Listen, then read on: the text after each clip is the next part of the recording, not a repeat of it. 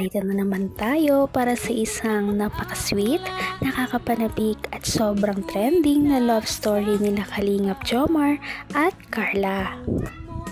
Ay aking makilala. Para sa pagpapatuloy ng ating love story ay napaka-kapanapanabik nga ang mga susunod na mangyayari dito sa ating video na ito dahil maraming mga revelasyon na mangyayari at ito nga ang magdidikta kung ano ang mangyayari sa mga future na adventure ng love team na ito. Ang love team ni Kalingap Jomar at Ate Carla. Itong nakaraan nga ay nagkaroon sila ng hindi pagkakaintindihan dahil hindi na kinikibo ni Ate Carla si Kalingap Jomar. Hindi na daw ito sumasagot sa mga tawag at mga chat nito. Kaya tuluyan na niya itong pinuntahan sa bahay nila Ate Carla para malaman na kung ano ba talaga ang mga mangyayari sa kanilang dalawa.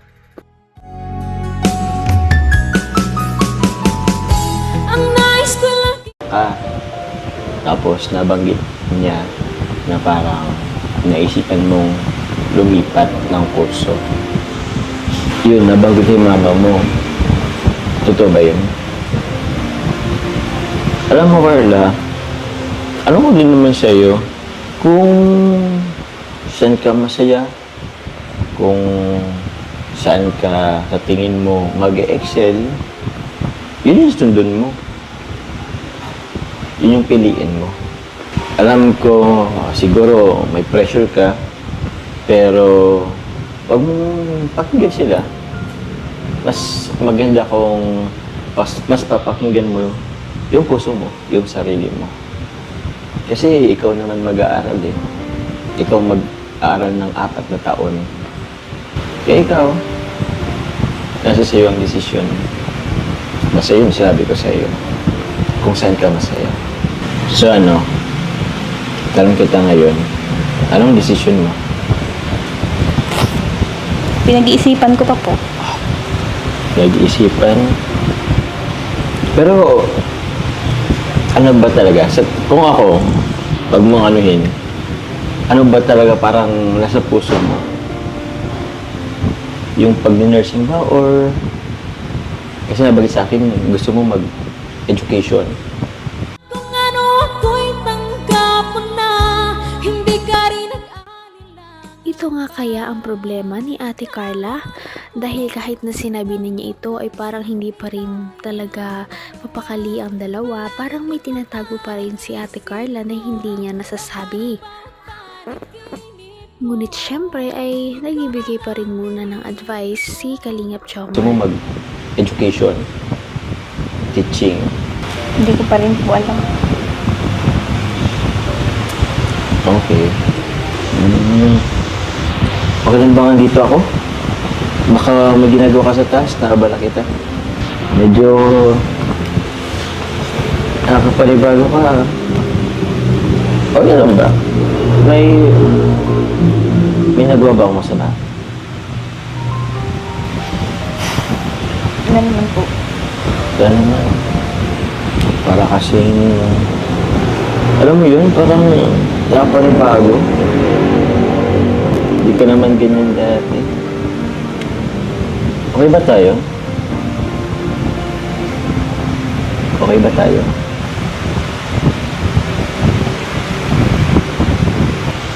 Alam mo, may gusto ko sanang sabihin sa'yo eh.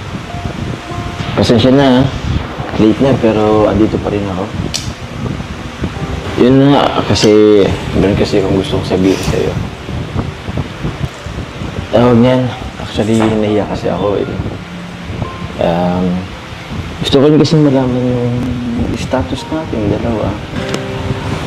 Gusto rin malaman kasi madami rin kasi nagsasabi. Gusto ko rin naman itry. Bahala na, ewan. Naman ang bawat panaginip ko, ikaw lang ang lahat nga ipinakaba ni Kalingap Jomar kung ano ba ang mga next niyang sasabihin. Kaya parang hindi na nga makahinga si Ate Carla sa paghihintay kung ano ba ang gustong sabihin ni Kalingap Jomar sa kanya. Ngunit may ideya na nga tayong lahat kung ano kaya ang kanyang sasabihin.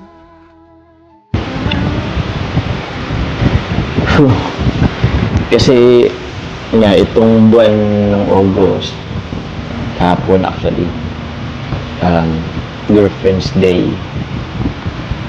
Kaya nakabahan tuloy ako eh. Teka lang muna. Take lang po. Ha? Okay naman. Carla.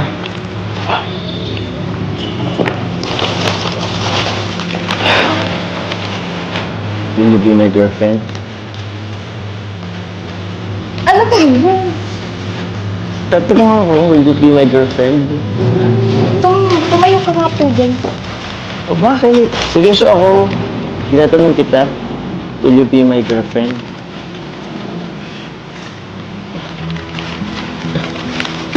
Upo ka lang muna.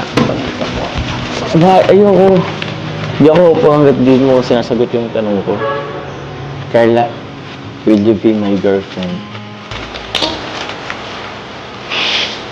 Wala po akong panahon para makipagbiruan po. Dala may pagbiruan. Seryoso ako. Will you be my girlfriend? Tayo ko lang po. Hanggang wakas ay tayo ng dalawa. Palagi kang Medyo naguguluhan nga si Ate Carla dahil kakasabi lamang niya na may problema siya. Ngunit bigla man lang magsasabi si Kalingap Jomar na kung gusto niya daw ba na maging girlfriend siya nito. Kaya parang nalilito nga ang lahat dahil parang may problema na si Ate Carla, ay parang binigyan niya pa ito ng parang another na iisipin, kaya hindi alam ni Ate Carla ang uunahin.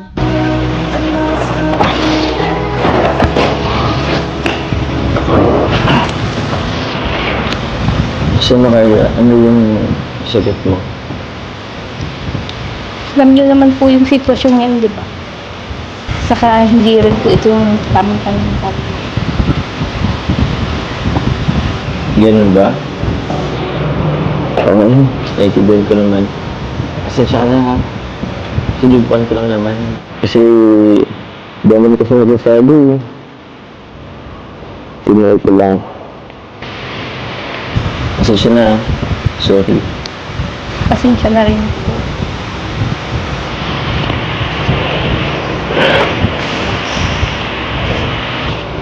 Gabi na po. Gusto niyo po ba kumain po? Pag siguro. Kasi bisikleta talaga. Tsaka parang hindi matapos mo na yung ginagawa mo. Mauwi na din. Mauwi na din tayo. Ay bro, saka na.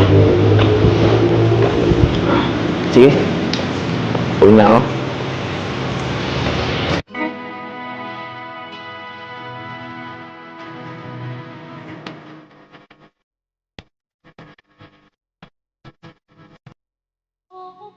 Nakakagulat man pero maintindihan din naman natin si Ate Carla kung bakit ganun ang kanyang nasabi. Dahil syempre hindi nga talaga yon ang tamang panahon dahil namumblema nga siya sa kanyang mga personal na problema. Kaya hindi pa yon ang tamang panahon kung pwede siyang tanongin na maging girlfriend ni Kalingap Jomar. Kaya medyo bad timing talaga ang pagtatanong nito.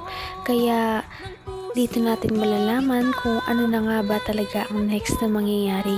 Dito naman magtatapos ang kanilang love team. Malalaman natin ang mga yan sa ating pagpapatuloy sa susunod na video. Kaya naman sana ay magkatuluyan din ang dalawang ito, si Ate Carla at Kalingap Jomar. Sana din ay patuloy natin silang subaybayan at suportahan para magpatuloy pa ang kanilang love team. Paniguradong hindi lamang ito ang ating aabangan dahil marami pang mga susunod na kilig moments na mangyayari sa kanilang dalawa. Yun lamang at maraming salamat sa panonood.